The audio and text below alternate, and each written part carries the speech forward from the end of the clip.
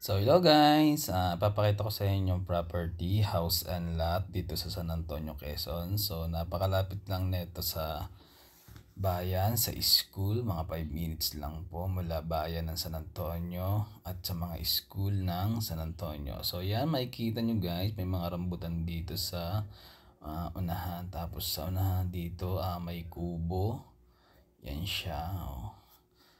300 square meter to guys. So yung bahay yata nasa 12.10 in laki. Tapos may garage siya. So puntahan muna natin yung hallway nitong bahay dito sa gilid yan.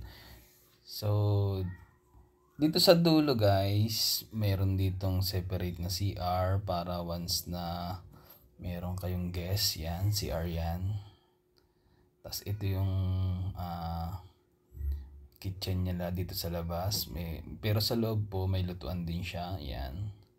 So libutin natin yung buong bahay niya. Tapos yung makikita nyong gamit dito guys sa loob, kasama po lahat yan. Yan, may dalawa siyang aircon yung kwarto niya. So dalawa yung kwarto. Tapos eto siya guys, oh. So bago pa yung bahay niya, so dalawang beses lang natirhan natulugan nung may-ari. Yan.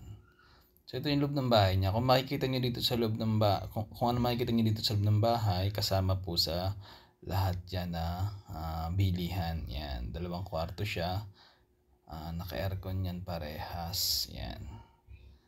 So sa mga interested dyan guys, dito na nga sa San Antonio, Quezon. 5 minutes lang mula bayan ng San Antonio, Quezon. Andyan yung WhatsApp at saka Viber ko sa yung screen. Pag interested po kayo para po sa personal tripping. Yan. So, salamat!